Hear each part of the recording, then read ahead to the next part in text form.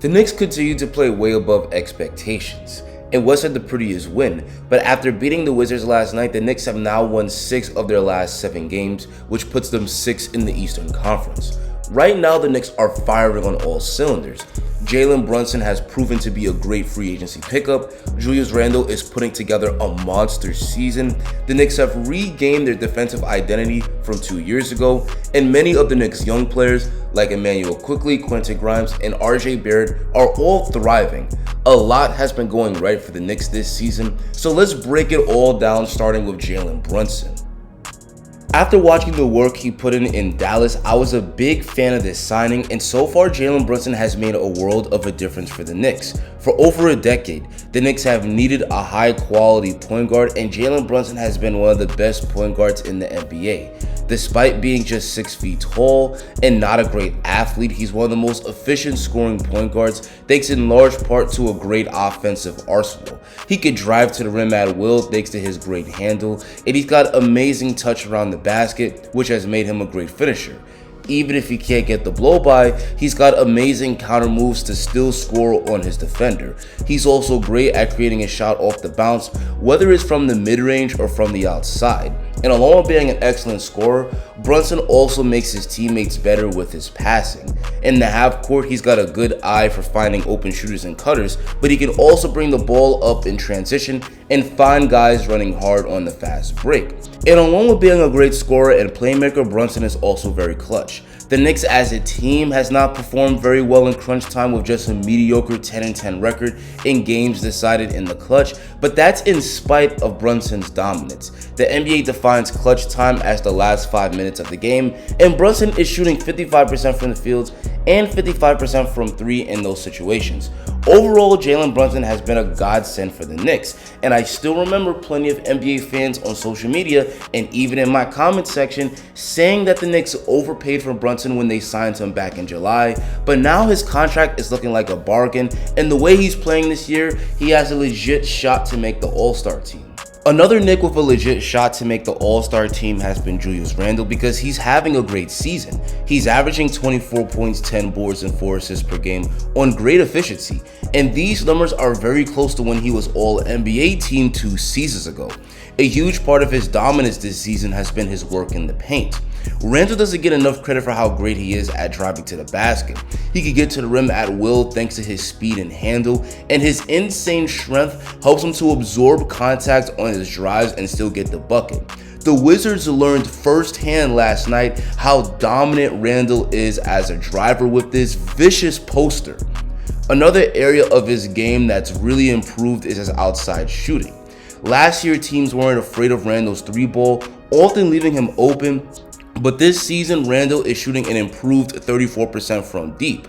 Not great, but good enough where opponents have to respect his shot, and this opens his game up and helps him to get to the rim more. And because he's a great scorer, he draws a ton of defensive attention, and this allows him to create easy shots for his teammates, often finding the open man passing out of double teams. He's been great this year, and his availability has also been outstanding, suiting up for all 43 games on the season.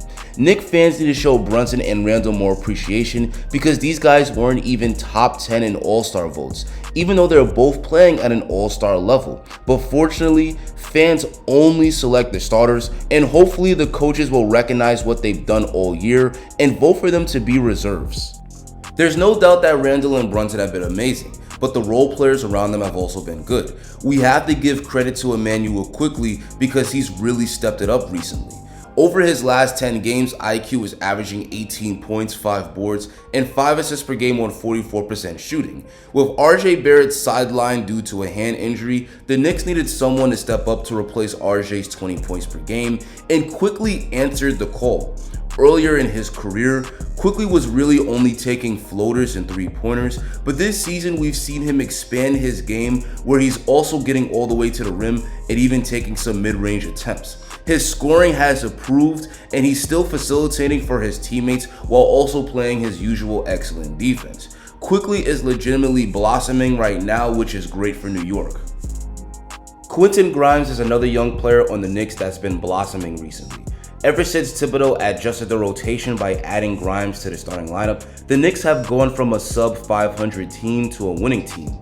Grimes' stats aren't off the charts or anything, but his shutdown perimeter defense and knockdown three-point shooting make him the perfect glue guy, and he's also shown that he has the potential to be much more than just a 3-and-D player. He's not some outstanding shot creator or anything, but he has shown the ability to put the ball on the floor and score at the rim, and also make the right reads and find the open man. He's a great role player for this New York Knicks team. RJ Barrett also deserves a lot of credit because before he got hurt against the Mavericks, he was really starting to find his groove, but he has played well in the last couple of games that he's come back from injury. His best game of the season was a 44-point explosion against the Bulls, and he did everything to put the Knicks in a position to win, but it really took some masterful choking from his teammates for the Knicks to still lose that game. But nevertheless, we're seeing some serious growth in RJ's game.